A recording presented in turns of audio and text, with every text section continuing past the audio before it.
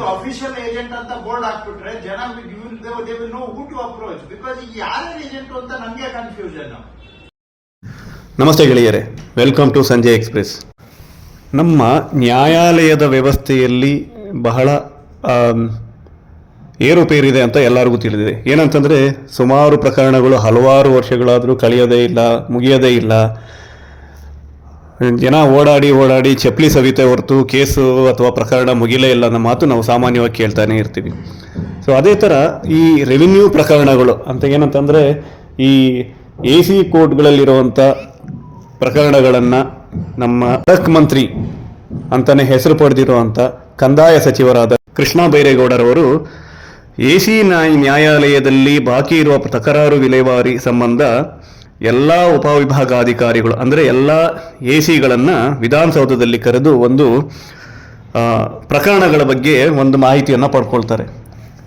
So ಈ review ಮೀಟಿಂಗಲ್ಲಿ ನೋಡಿ ಯಾವ್ಯಾವ ಇದರಲ್ಲಿ RRT ಪ್ರಕರಣ ಮತ್ತು ನಾನ್ RRT ಪ್ರಕರಣಗಳು ಎಷ್ಟಿದೆ ಅಂತ ವಿಚಾರ ಮಾಡಿ, ಸೊ ಇವರು ಎಲ್ಲ ACಗಳಿಗೆ ಬೆವರಿಳಿಸೋ ರೀತಿ ಮಾತಾಡಿದ್ದಾರೆ. ಏನಂತಂದರೆ ಸಚಿವರಾಗಿ ನಾನೇ ಖುದ್ದಾಗಿ ಕಚೇರಿಗೆ ಬಂದಾಗಲೇ ಎಷ್ಟೋ ಅಧಿಕಾರಿಗಳು ನನಗೆ ಸಿಗಲ್ಲ. ಸೊ ಈಗಿರ್ಬೇಕಾದ್ರೆ ಸಾಮಾನ್ಯ ಜನರ ಪರಿಸ್ಥಿತಿ ಏನು ಅಂತ ಪ್ರಶ್ನೆ ಕೂಡ ಹಾಕಿದ್ದಾರೆ.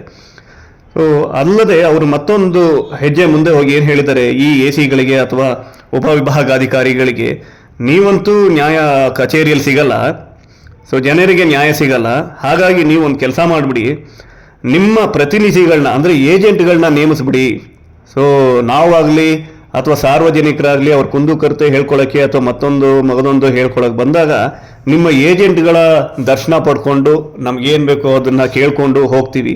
ಸೊ ನೀವು ತುಂಬ ದೊಡ್ಡವರು, ನ್ಯಾಯಾಲಯ ಕೇಸಿದೆ ಕೋರ್ಟಿದೆ ಅಂತ ಹೇಳ್ಕೊಂಡು ಹೋಗ್ತೀರಾ, ಅಲ್ಲಿಂದನೇ ಹಿಂದಿನ ಭಾಗದಲ್ಲಿ ಹೊರಟೋಗ್ತೀರಾ. ಸೊ ಹೀಗಾದರೆ ಈ AC ಕೋರ್ಟ್ನಲ್ಲಿ ಇರುವಂಥ ಪ್ರಕರಣಗಳು ಇತ್ಯರ್ಥವಾದ ಆಗೋದು ಯಾವಾಗ, ಸಾರ್ವಜನಿಕರು ನೆಮ್ಮದಿಯಾಗಿ ಇರೋದು ಯಾವಾಗ ಅನ್ನೋ ಮಾತು ಕೇಳಿದ್ದಾರೆ. ಸೊ ಇವರು ಹೇಳಿದ್ದು ದಾಟಿ ಹೇಗಿತ್ತು ಅಂದರೆ justice delayed is justice denied ಅನ್ನೋ ರೀತಿಯೇ ಈ ACಗಳಿಗೆ ತರಾಟೆಗೆ ತಗೊಂಡಿದ್ದಾರೆ ಸಚಿವರು. ಹಾಗೆ ಪ್ರಕರಣಗಳನ್ನ ಹಾಗೆ ನೋಡ್ತಾ ಅವರು ಎಳೆಯಾಗಿ ಹೇಳ್ತಾ ಹೋಗ್ತಾರೆ. ACಗಳಿಗೆ ಏನಂತಂದರೆ 5 ವರ್ಷ ಕಳೆದಿದ್ದರೂ ಸುಮಾರು 3926 ಕೇಸುಗಳು ಹಾಗೆ ಉಳಿದಿದೆ ಅಂತಂದರೆ ನೀವು ಎಷ್ಟರ ಮಟ್ಟಿಗೆ ಕೆಲಸ ಮಾಡ್ತಾ ಇದ್ದೀರಾ, ಎಷ್ಟರ ಮಟ್ಟಿಗೆ ಪ್ರಕರಣಗಳನ್ನ ವಿಲೆ ಮಾಡ್ತಾ ಇದ್ದೀರಾ ಅಂತ ಕೂಡ ಡೈರೆಕ್ಟಾಗಿ ಅವ್ರಿಗೆ ಒಂಥರ ಪ್ರಶ್ನೆ ಹಾಕಿದ್ದಾರೆ. ಮತ್ತು ನೀವು ಈ ಥರ ಆದರೆ ನಾನೇನು ಮಾಡೋದು ಅಂತ ಸಹ ಅವ್ರಿಗೆ ಒಂಥರ ಬಿಸಿ ಮುಟ್ಟಿಸಿದ್ದಾರೆ. ಈಗಲಾದರೂ ಕೆಲಸ ಮಾಡ್ತಾರೆ, ಮಾಡಬೇಕು ಅನ್ನೋ ನಿಟ್ಟಿನಲ್ಲೇ ಸಹ ಅವರಿಗೆ ಒಂದು ಥರ ಬಿಸಿ ಮುಟ್ಟಿಸಿದ್ದಾರೆ ಸಚಿವರು. ಸೊ ಇನ್ನಾದರೂ ಎಲ್ಲ ACಗಳು ಉಪವಿಭಾಗಾಧಿಕಾರಿಗಳು ಎಚ್ಚೆತ್ತುಕೊಂಡು ಸಾರ್ವಜನಿಕರ ಕೇಸುಗಳನ್ನ ತ್ವರಿತವಾಗಿ ವಿಲೆ ಮಾಡಬೇಕು ಅಂತ ಆಶಾಭಾವ ಜನರಲ್ಲಿ ಮೂಡಿದೆ.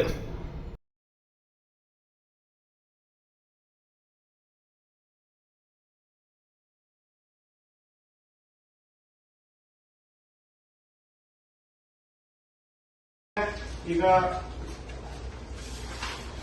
5 year ಮೇಲೆ ಇರೋ ಕೇಸಸ್ ಈಗ ನಾವು ಇಷ್ಟೇ ಇವತ್ತು ನಾವು ಕರೆದಿರೋ ಜುರಿಸ್ಟಿಕ್ಷನ್ ತಗೊಂಡ್ರೆ ಇನ್ನು 3926 ಕೇಸ್ ಇದೆ.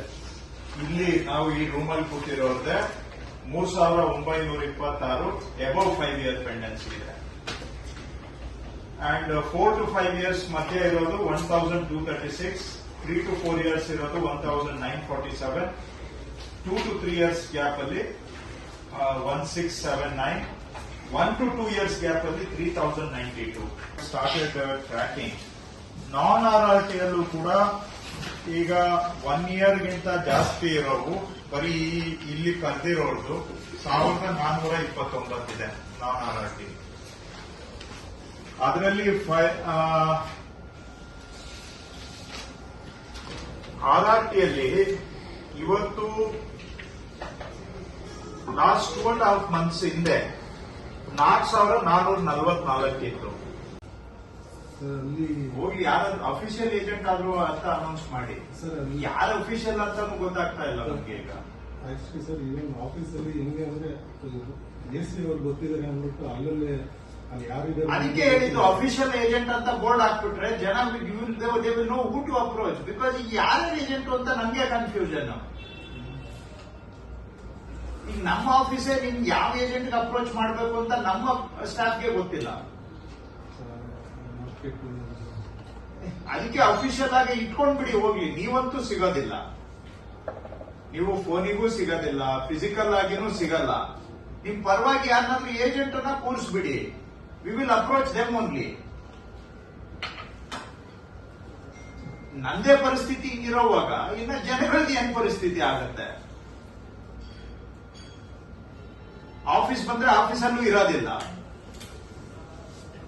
ಕೋರ್ಟ್ ನಡೆಸಿದ್ರೆ ಕೋರ್ಟ್ ನಡೆಸ್ಬಿಟ್ಟು ಹಿಂದ್ಗಡೆ ಬಾಗ್ಲಿಂದ ಹೊರಗಡೆ ಹೋಗ್ತೀರಿ. ಹಾಗಾಗಿ ನಿಮ್ಗೆ ಎಲ್ಲಿ ಅಂತ ನೀವು ಜನಕ್ಕೆ ನೀವು ಫೇಸ್ ಮಾಡೋಕ್ಕೆ ತಯಾರು ಇಲ್ಲ, ಜನಕ್ಕೆ ಉತ್ತರ ಕೊಡೋದಕ್ಕೆ ನಿಮ್ಗೆ ತಾಳ್ಮೆನೂ ಇಲ್ಲ. ಯಾರಾದ್ರೂ ಒಬ್ಬರನ್ನ ಡೆಸಿಗ್ನೇಟ್ ಮಾಡಿ ಏಜೆಂಟ್ ಅಂತ ಹಾಕ್ಬಿಡಿ. ಇಲ್ಲ ಇಬ್ಬರನ್ನ ಹಾಕ್ತೀರಾ ಹಾಕಿ, ಮೂವರ್ನ ಇಡ್ತೀರಾ ಇಡಿ. ಅಫಿಷಿಯಲ್ ಆಗಿ ಏಜೆಂಟ್ ಅನ್ನ ನೇಮಕ ಮಾಡ್ಬಿಡಿ. ಅಷ್ಟೇ ನಾನು ಹೇಳ್ತಾ ಇರೋದು, ಬೇರೆ ಏನಿಲ್ಲ.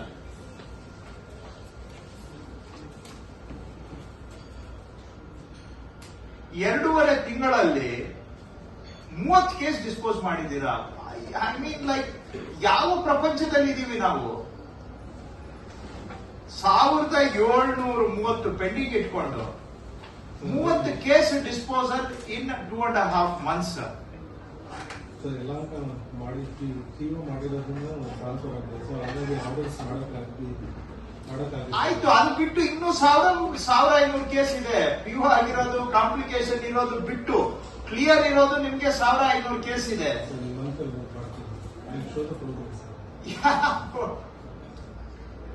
ನಿಜವಾಗೂ ನಿಮ್ಗೆ